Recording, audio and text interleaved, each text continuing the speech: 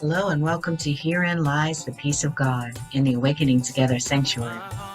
The Awakening Together Sanctuary is an assembly of equals joined in common purpose, awakening to one true self.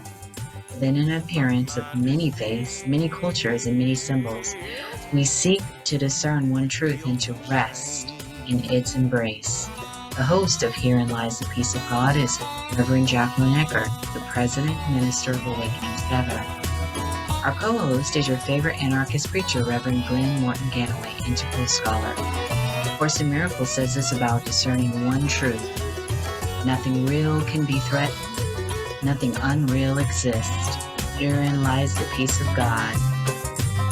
Sing glory, glory, hallelujah. How wonderful thy holy name. Now I can see with God's own vision, and I see peace instead of pain. Yes, I see peace instead of pain. I can see peace instead of pain.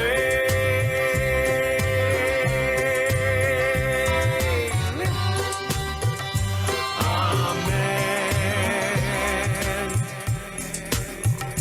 Looks like I'm gonna have to do the wee doggies all by myself today. The wee doggies. I'm gonna do my best Jacquelyn impression. Looks like I'm really grateful that you've decided to be here. I'm gonna fly solo today. I'm all the voices today. All of the voices. No, I want your input as well, please. So let's co-host this together, shall we? So this is called Herein Lies the Peace of God, where we usually, Jacquelyn Eckert, the president of Awakening Together, and I talk about the 4 keys to the kingdom, what that book is called, and we're on Luke. We're on Luke chapter 22. We're gonna read the books and talk about them. But what we like to do, what we think our intent is to be is to approach this material as a practical guide, right? With practical solutions, how we are working with these materials and these ideas in our lives now. So to take out the abstraction of a philosophical idea or a solution or a concept and say, I see this in my life this way, or I don't see it, or I don't understand, or say, I am going to try this. How can we apply what we're learning? That's why I call this group and our group on Wednesdays a practice group. Because you help me practice being me, being the truth, right? So this practice, we practice together, seeing each other with charity, right? We learned about charity today. So if you're following along, it's on chapter 22, and in the NTI proper, it's page 1. I think it's 177. Page 177. I don't know what page number it is in the 4 Keys to the Kingdom book. Probably in the 70s. But I'm going to read it and do a little bit of commentary, and I'm going to ask you what you think. So, like it's she always says, take notes, take a few notes, right? So you can know what you want to say. So, this is what Luke chapter 22 says in its entirety. Chapter 22. The thoughts within your mind can seem to take you in circles. You can seem to move from understanding to confusion at lightning speed, which makes you dizzy. Do not let this concern you. When this seems to happen within your mind, you're witnessing your own resistance, struggling in a fight for survival. Remember that I've told you this is your fear of healing. Remember, I have shown you that your fear of healing must be sickness. Be grateful that your sickness has come to the surface where it may be healed. Remember that the way in which you let sickness be healed is simply to rest in its presence. And she's going to go on to say, accept and trust here in a minute. Do not get caught up in the struggle to understand what cannot be understood. Remember, I have told you that this is a ploy of resistance. Instead, rest. Give your faith and willingness to me, and that you may be healed through your decision to rest and trust, right? There are two voices in your mind. This I've told you before, but this I say again because it is of the utmost importance. Your mind is split. This is why you hear two voices. One voice may be most easily identified as your thoughts, while the other voice, capital V, when you hear it, may seem to come from God. Do not be deceived by what seems to be the difference in these two voices. The one that seems closest to you is the voice that is farthest from you, from your reality. And this is why you have been confused until now. Remember all that I have taught you. Remember the story of the vineyard, for that's the story will be most helpful to you now. How is it that one who has stolen a vineyard would be likely to think?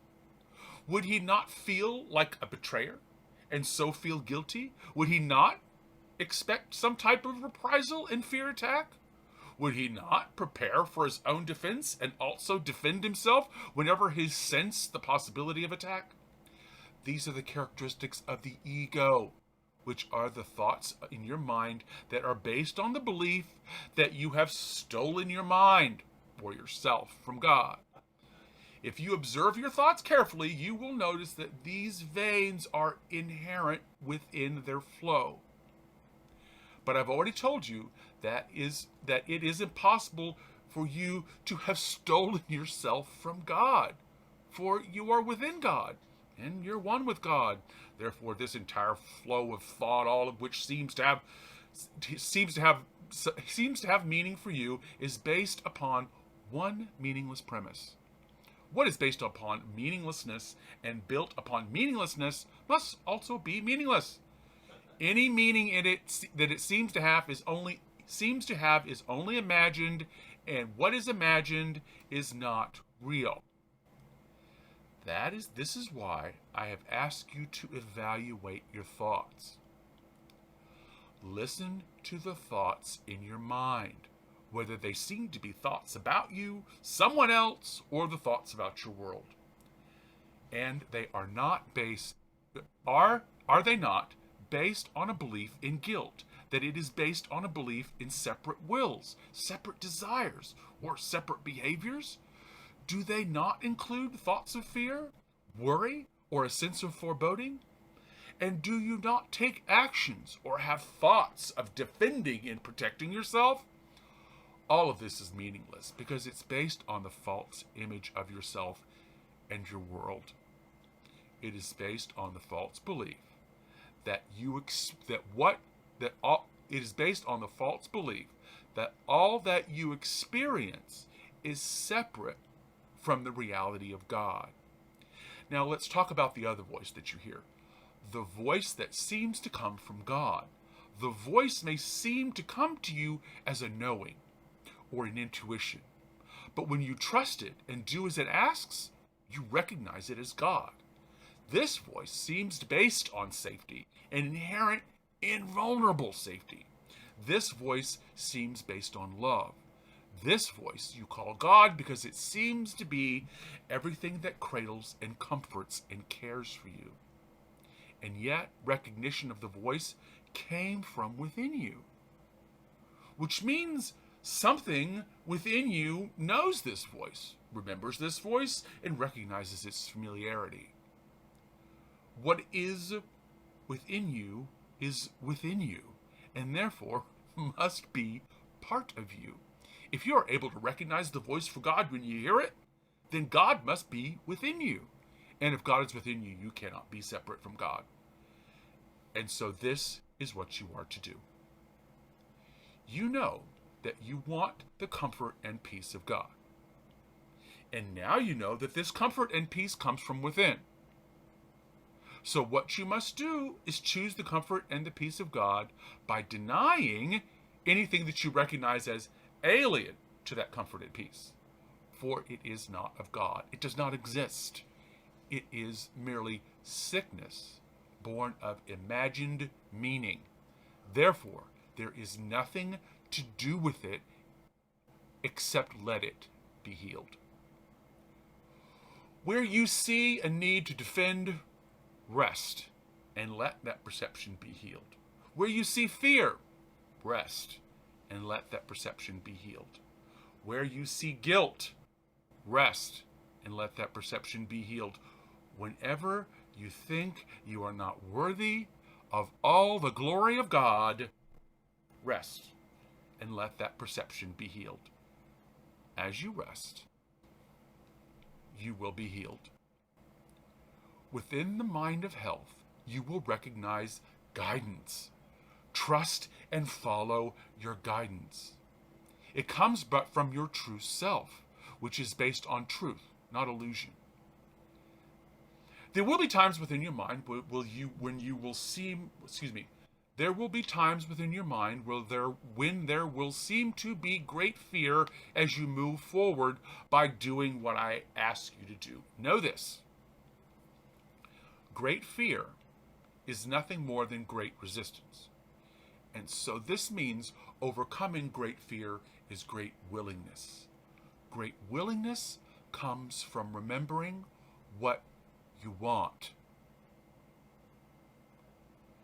This is the time for accepting that the world is not real. For if you have given belief that the world is real, then you must believe that your fear is real also. And you will not be able to cross the threshold at which you stand and want to cross. For to cross over into reality, you must have accepted the awareness that what you know now in this world is not the reality of God. The time that will come will usher you across its threshold if you but let it. For in order to cross over into the awareness of truth, you must not resist crossing over by reaching for this world. This world you must let go because it is not reality. And so you must seek reality over illusion, and you must do it in peace and full willingness. Remember what I'm telling you now, and remember what it is that you want. You are on a sacred path, a path that is lit by the light of heaven. And in the hour when it seems that it may be dark, it is because you are remembering the world. Let go of the world. It is meaningless, based on a false premise and built of illusions believed. You do not want it anymore. Let go of the world. Reach only for the light of heaven. This light will lift you up, and you will not know darkness anymore. One will accept what he is willing to accept. He cannot be asked to accept more, for he will not even hear the request that he accept it. This is why you must be attentive to your own mind, for you are accepting that which you are willing to accept, and you are not accepting all that you want to accept, because you're not yet fully willing.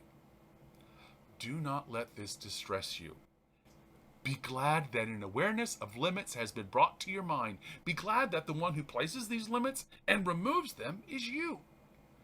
For in this there lies a statement of your freedom and your truth. This is what you are to do. Watch your mind for limits that you have placed on your readiness and your willingness. Be willing that these limits be exposed to you. When they are exposed, do not defeat them or fall into the trap of believing them once again.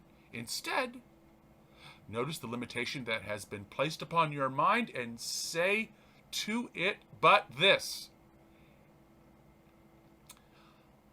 I have limited myself by my own choosing through agreeing to believe this thought. But this thought has no meaning in reality. By keeping it within my mind, by judging it in any manner, I keep myself tied to illusions.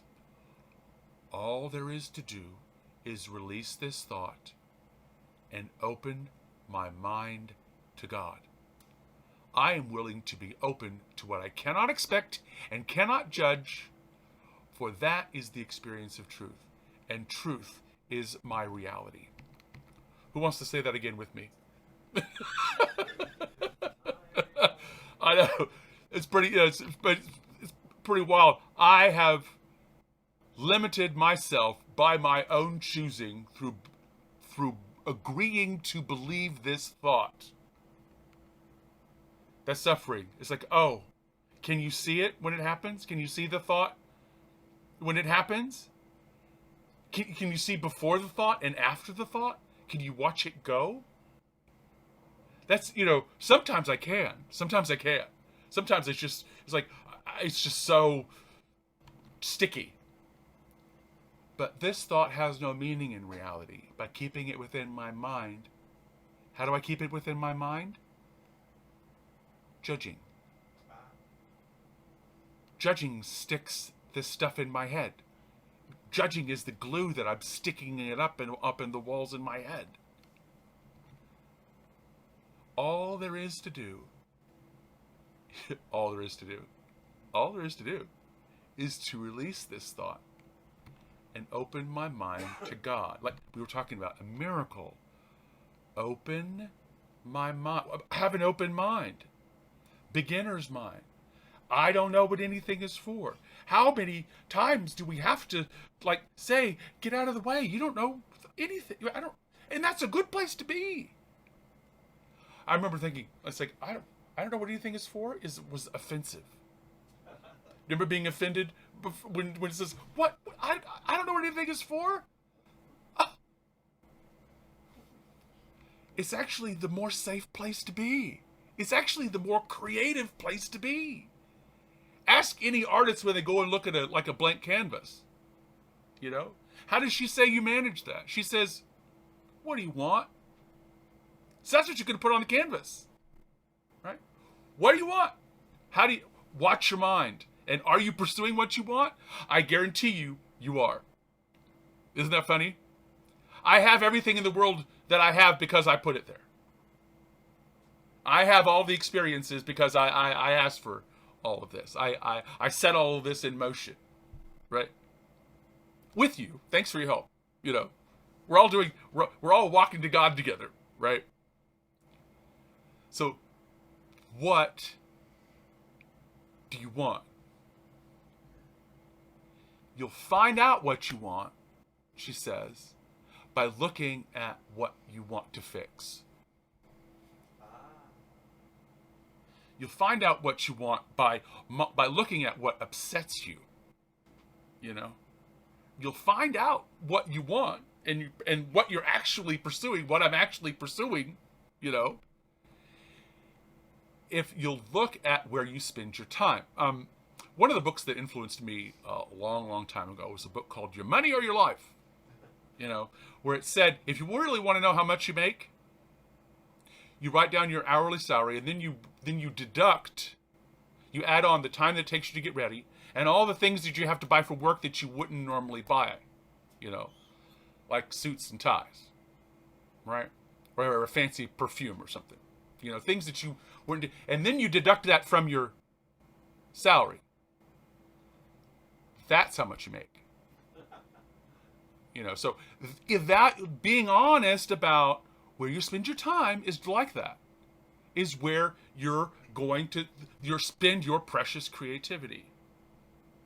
And your creativity is being spent all the time. It's leaking out all the time in this moment. Right? In this moment, we're either creating with God or we're not creating at all. We're projecting. So she goes, that's So that's basically what she's trying to get at chapter 22.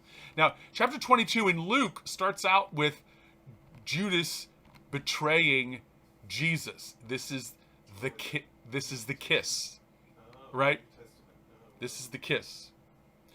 Jesus goes to the garden and asks God to, like, does this really have to happen? You know, just come on, God. I see where this is going. You know, and God sends an angel and says to Jesus in the garden and says, "Yeah, I'm here to comfort him, but this is all going to happen. This is truly going to, you know, you're right. This is all going to happen."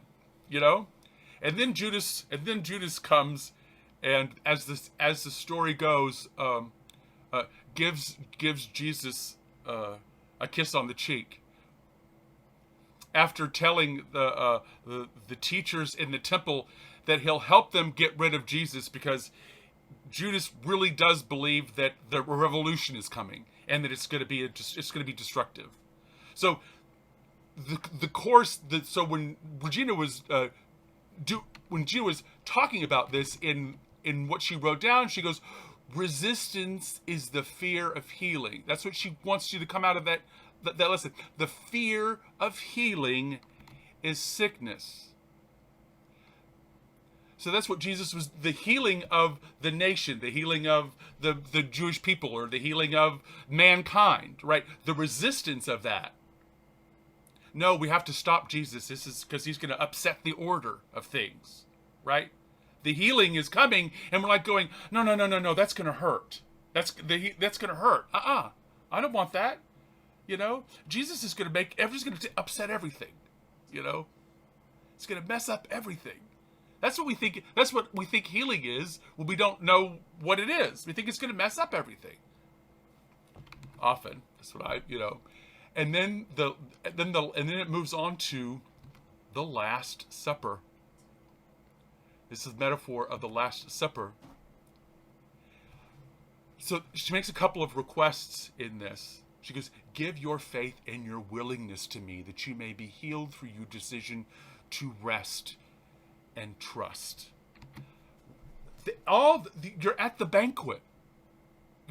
Everything is here, but we don't see it.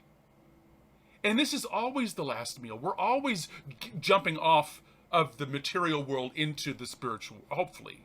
We're always leaving the material world to be present here, right? The world is in lag to what is real time, right? The world is happening after time.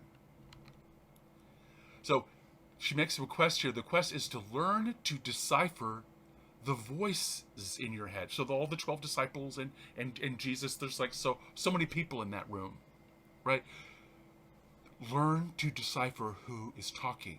The voice of thought. Is it guilt or fear or judgment or separation? The voice for God is, in the passage, it describes it as a sense of knowing, as a sense of intuition. It's a voice that we recognize. It's based on love. It cradles and comforts. That's how we should be talking to ourselves. I mean, you use the word should, but that's how we could be talking to ourselves. And the charity we could be offering others. This voice cares for you. This voice comes from within. This voice is familiar. Doesn't it sound like family? Does it sound like your mom or like your favorite auntie or something like that? You know? I once I work with like prison rights people, and this one woman told the story. She goes, do you know who always visits the guys on death row? Grandmothers. You can always count on whatever you've done, whatever happened, whatever like horrible thing that ever happened, your grandmother still comes to the prison and says, "I still love you," right? That's the voice that she's talking about. The voice that already knows it's okay. So this knowing intuition that we can learn to grow and trust. She goes, what is within you is within you. Like that beautiful little grandmother that you carry around in your heart, right? That you can rely on to tell you that you're loved. Within you, what is within you is within you. If you're able to recognize the voice of God, then the voice of God must be within you. And if God's within you, you cannot be separate from God. Choose the comfort and the peace of God by denying anything that you recognize as alien to that comfort and peace. My word. My word. Recognize what is, to like not try to, see, I hear it in my head, it goes, oh no, that needs to be fixed. Need to fix that, need to turn that, broken thing into, need to fix it, right? My sweet abuela, exactly. Yeah, I think so. I think that too. It's that grandmother's love. I that feeling tone is what I experience, is that feeling tone, right, of a grandmother's love. My grandmother smelled like sourdough, so every time I smell sourdough, I think of my grandmother's.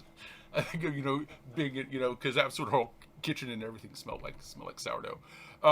So those images, it's like, what can I, where can I can learn she says, watch your mind. We can learn to bring ourselves back to this sense of love and guidance. When you see a need to defend,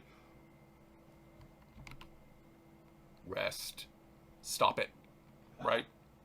When you see the need to defend, oh my gosh, I've been a defensive person.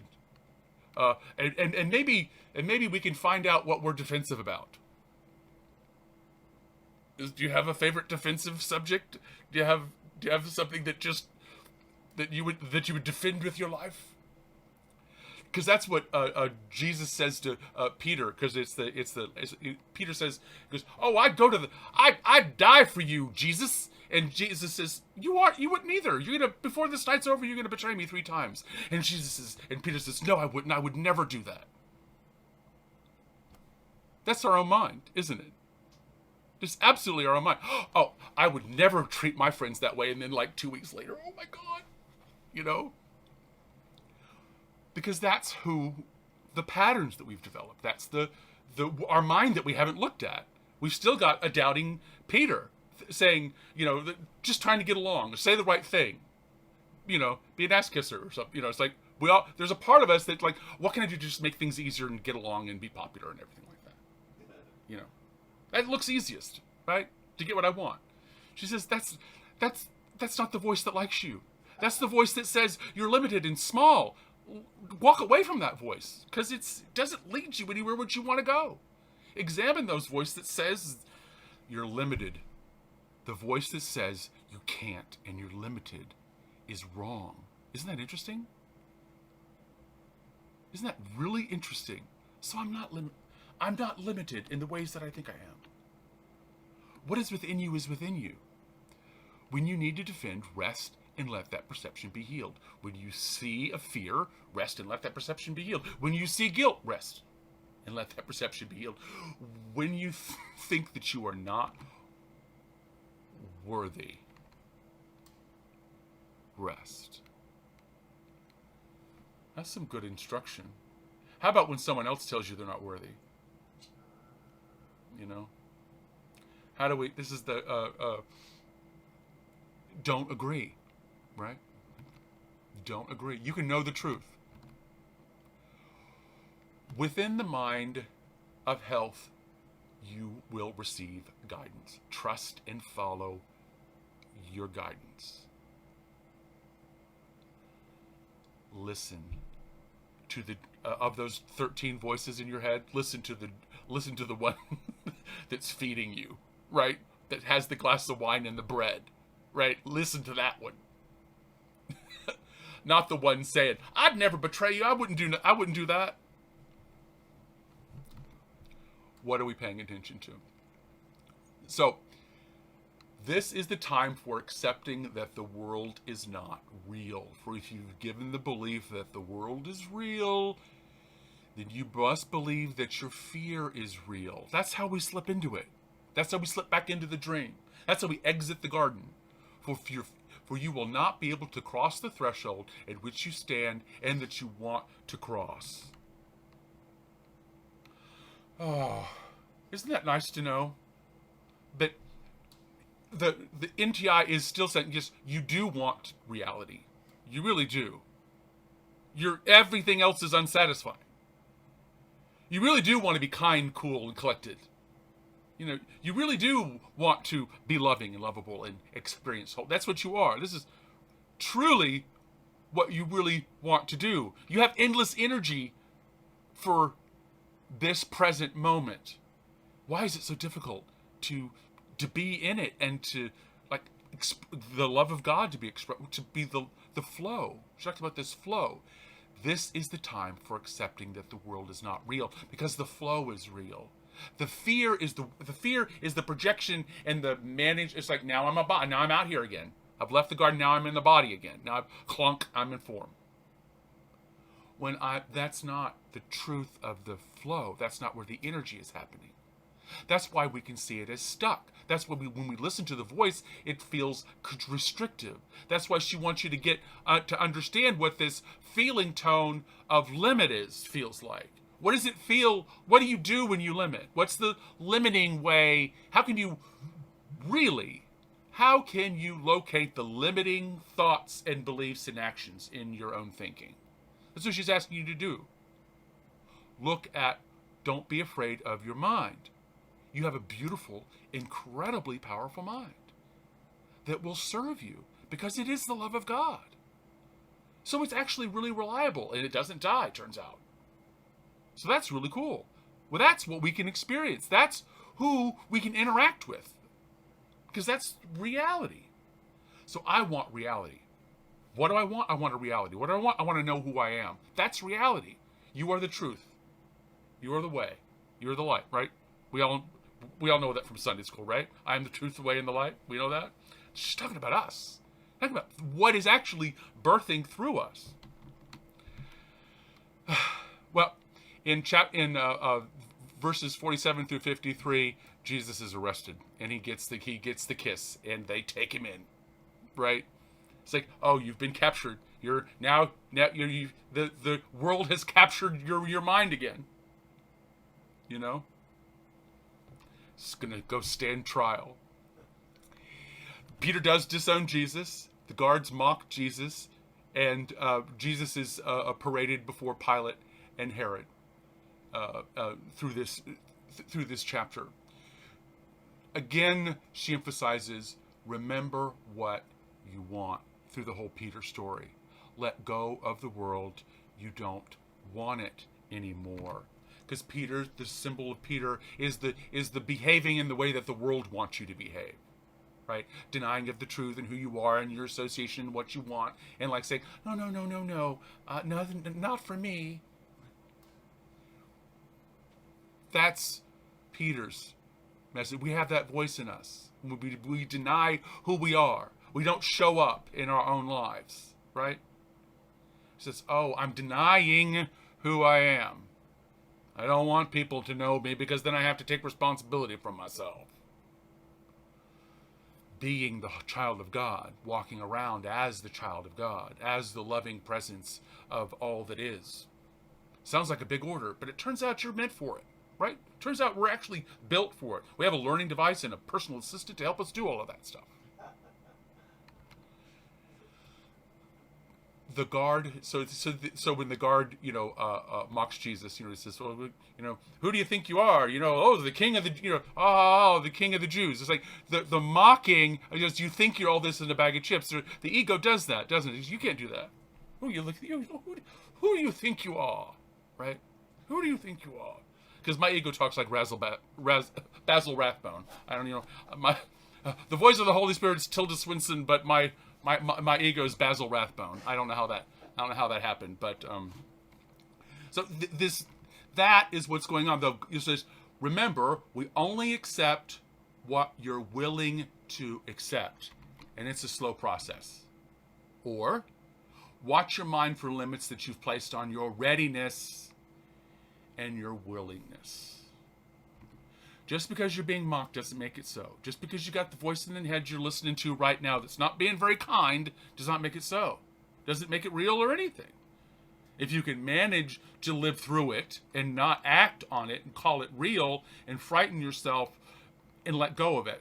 Can we let go? Can you let go of the voice that doesn't like you? You know?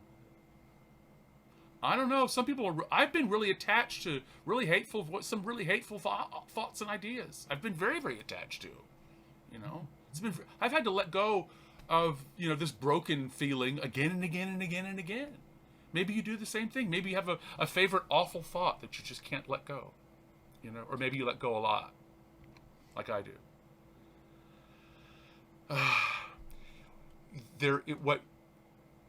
Instead, she says, notice where you've placed limitation on your mind. And the last bit here, and then I'm really interested in what you have to say, is when Jesus is paraded before Pilate and Herod, she says, I have limited myself by my own choosing through agreeing to believe this thought. This is what she's talking to herself again. Right? The executive function. Go up to the executive function, the Herods and the Pilate, the executive. This is the thought that has no meaning in reality. The authority of the world does not have authority over me. By keeping it within my mind, by judging it in any manner, this shouldn't be here, this shouldn't be happening, I keep myself tied to illusions. We've strapped ourselves to the boat in, oh gosh, what's that story? Atlas. So I have limited myself in my own choosing through agreeing to believe this thought. This is how we talk ourselves out of this. But this thought has no meaning in reality. By keeping it within my mind, by judging it in any manner, I keep myself tied to this illusion. All there is to do is to release this thought and open my mind to God. I'm willing to do what I cannot expect and cannot judge, for this is the experience of truth, and truth is my reality. Truth is my reality. Truth is my reality. So that's real method, isn't it? Real method. She gives it to us right there. Let it go. It's easier than we even think it is. So, who wants to be my Jacquelyn? I'd love to hear what you have to, how this actually landed for you, how you think about how you've learned to maybe discern the voice that likes you. How did that, the intuition, how does that feel? How do you notice when you've left the moment? Because that's what she's talking about here. You want to be here to evaluate what you're thinking, what you're paying attention to, so you can make a different decision and choose to create with God instead of create with your dangerous mind. Right? So what do you think? What do you think? Who can I bring down? So thank you so much for your teaching. I know I jumped on a little late. But yeah, it's that mean voice was so automatic for me that I feel like this past year it's when I've learned to kind of distance myself. I've been learning how to not fall into it so quickly. I know that that kind voice, I guess, yeah, I do experience that kind voice, and it's been growing. I have never really even paid attention to that until you brought it up right now.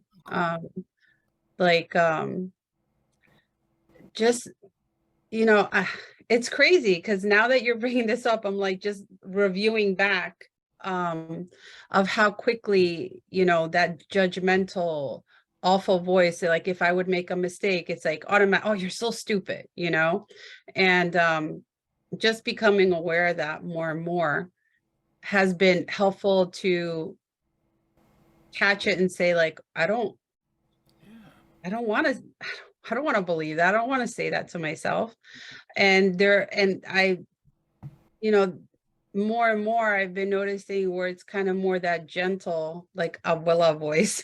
Mhm. I've always longed to have like a grandma or grandpa that, because my parents came here from Cuba, and my grandparents, I didn't have any grandparents here. So any aunts or uncles, that anyone that looked older to me, I would call them abuela, their name, or abuelo. They're now so desperate for one. Uh-huh. So I've always longed for that. But yes, it's such a, to me, I envision it as like a soothing, gentle, hey, it's okay, and putting that into practice. So I'm just grateful that you brought this up, because it's stirring stuff inside of me. So thanks. Great. And what do you, uh, before I let you go, do you feel, do you recognize the two voices with with a different feeling tone? Is it like Absolutely. you? So we were talking earlier with Anne about the flinch, about like this this that charge thing that happens. That's how I experience, this negative or a judgment, right? We experience the judgment, and there's a real physical thing that happens, and it's a restrictive kind of thing. But when it's the voice for love, or the voice that likes us, or God, or Holy Spirit, the guide, right, or guidance, as we like to say around here often, is this, it's like it opens. There's a fresh and a new, and like a lightness there. So there's physical Oh, yeah. hells, right? Yeah, absolutely. I totally experience it in my body every time when it's the wrong voice. And even if I'm just, even if I'm just really caught up in it and believing it, and maybe not aware immediately, but it's always a tightness in the middle of my chest. Yeah. Always, always. And when it's a voice for truth that's speaking, there's always more of a openness, a lightness that's experienced in the body. Yeah, I think so too. And what I have found from my own in my own inquiry is I can get really kind of addicted to the charge, or the negative voice, or the body sensations, the charge and the righteous indignation. I have a friend who says I'm addicted to righteous indignation, and so it's like, oh, I can get really, I don't, maybe addiction is a strong word, but there's like perverse enjoyment of this being mad, or this adrenaline, or something like that. Do you ever experience that kind of the? Yeah, I experience that more when it's focused outside of myself. Yeah. Not When when I'm it's outside projecting. of me. Yeah, when I'm not liking something I'm seeing out there and I'm judging it. Yeah, this is very true. This is Yes. very true. This is very true. Mhm. I really appreciate that. Thank you so much. Thank you, Glen. Who else? Who would like to speak on how you experience the the voice, the voice for the Holy Spirit? What do you do? How does that happen for you? Resistance. How do you experience or deal with this resistance? What do you do with the resistance in your body? Remember, resistance is the fear of healing. The fear of healing must be sickness. Give your faith and willingness to me, that you may be healed through your decision to rest and trust. What are you resting on? What are you trusting?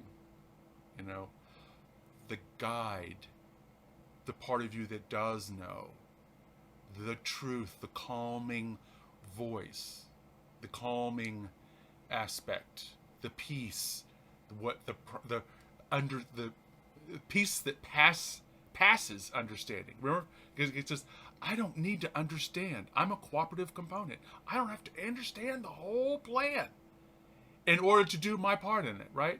In order for things to come out well. How do they come out well? There's always for my good, but could I participate, consciously participate in my own healing and the healing of the world? Okay, Marie, please come on down. Yeah, thank you so much. I'm really getting so much out of this. I'm very aware of my inner intuition. But there are times where my ego comes and is a big, very deep voice that says MF. Uh-huh. And it begins with believing that I've been dissed. And one of the situations is I was working for 11 years with Starbucks in New York, and I transferred with a store manager and a district manager, everyone trying to help me find a store in South Carolina. In South Carolina, most of the stores are drive-through. I work in a cafe store. Wow. My manager suffers from mental illness. And she believes that I deceived her Oh. and not telling her that I came from a cafe store. And I said, what's the difference? You can train me to be in a drive-through. It's not much different. So we went through this whole drama, and I have been surrendering every day, not to feed into her negativity, because she has mental illness, and she'll be standing there like this, trying to talk to me sideways. And she's really struggling to hold back her anger. And I see it, and I pray on it. And the prayer is, here I am, God. Here I am, God. And I just stop myself from saying anything to her. And I stay within my soul. And I say, here I am, God. And I hold on to that. And I've been there since August. And I had renovations on my house. So I got to take the time off that I needed to do the renovations. And now I'm retiring from Starbucks. And she is so happy that I am leaving. And I am grateful that every day, like, I don't want to be there. I don't want to be there. My ego says, I don't want to be there. And I have to forgive her. Yeah. I got to forgive her for being who she is with her mental illness and all her heads, different heads. And I have to forgive that and be centered and forgive myself for not wanting to be there. So I'm going every day until the 30th of January. Every day I'm going in, and I am going to be the best person I could be in that moment. And I pray every second. I pray every second to release the ego, to justify my position, to believe that I'm the cat's meow because my manager in New York loved me and didn't want me to leave. And I have to just stay in the prayer of, here I am, God. I'm going to be quiet and listen to you. Here I am. The trick is not to let ourselves be defined by others or the world, isn't it? To not believe what the world says about us or our worth or what is real, because the world is going to give us a different narrative than, the one the Holy Spirit is offering to us in NTI. The NTI says you're not limited. You're fantastic, and you've got all the skills and the energy and the wherewithal to be happy, joyous, and free. All of this is in front of you. That's what all the books say.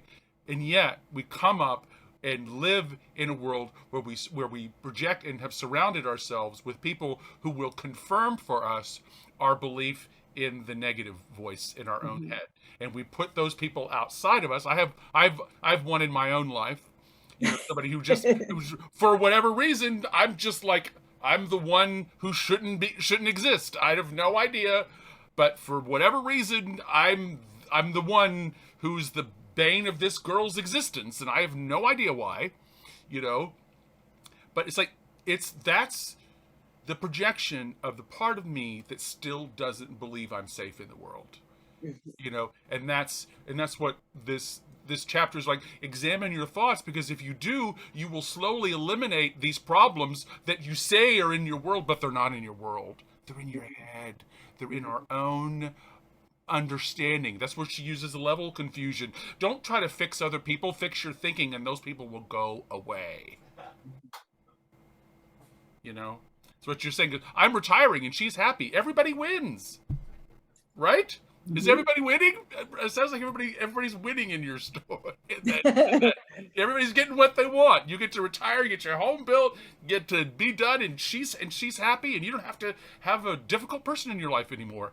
Win, win, win, win, win. Everybody wins. Everybody wins. What do you think? Pretty good? Mm-hmm. I think so. I think so too. I really appreciate you telling us this story, though. I really appreciate it. Thanks, Marie. Thank you. Anybody else? I can't know if I can see everybody. Anybody else? Lesson 22. What I see is a form of vengeance. Exactly. There you go. What we see and what we're doing. So, and we're actually, it's good news. If I'm doing it, I can not do it. If I'm doing it, maybe I have the power to like walk away from, you know, slowly stepping away from my own discomfort, you know, and not be so. See, I've identified with the hurt, Glen.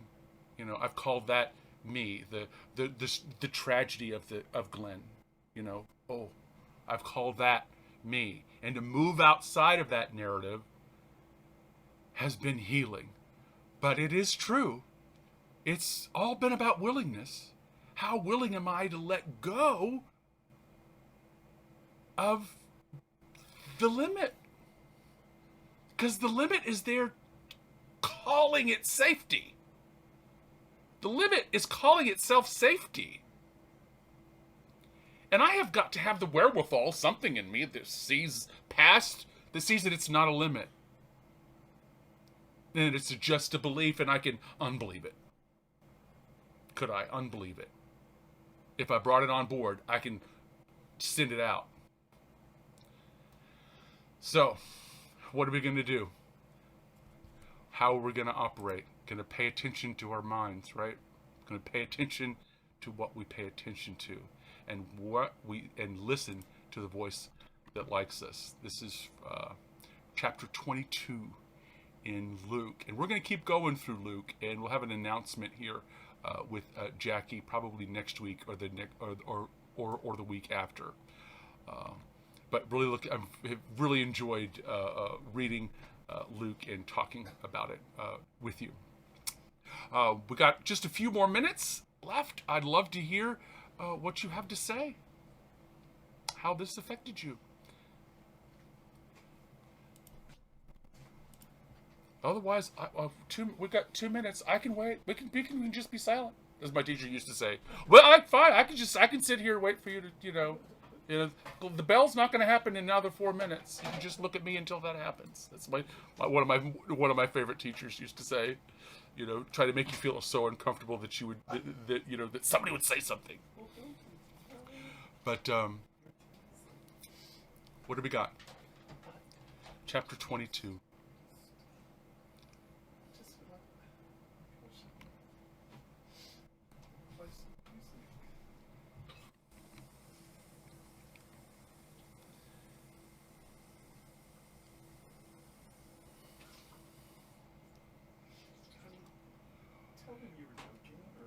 So,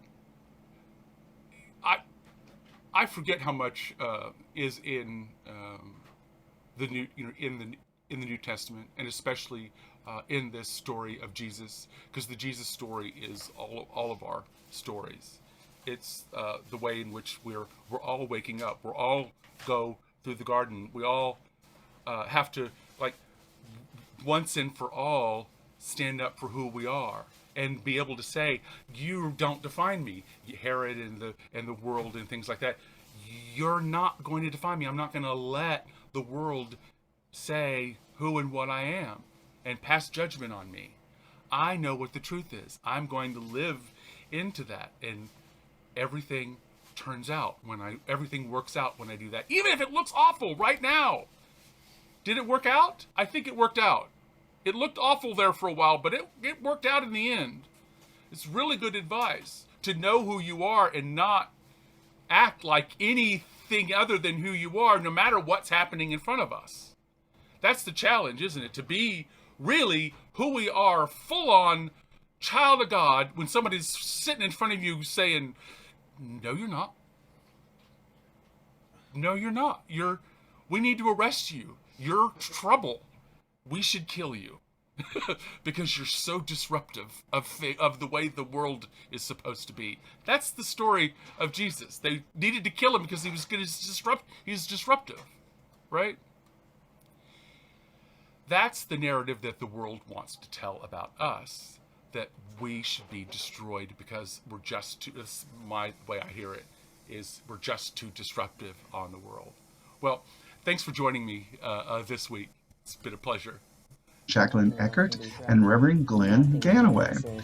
To find out more about Jacquelyn and to donate to Awakening Together Sanctuary, go to www.awakening-together.org. To find out more about Glen and to donate to the Mighty Companions Ministries, go to www.glenganaway.com. That's GLENGANAWAY.com.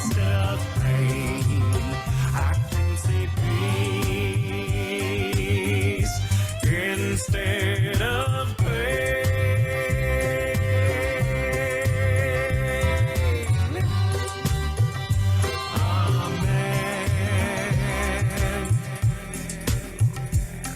Thank you, everybody. We enjoy you.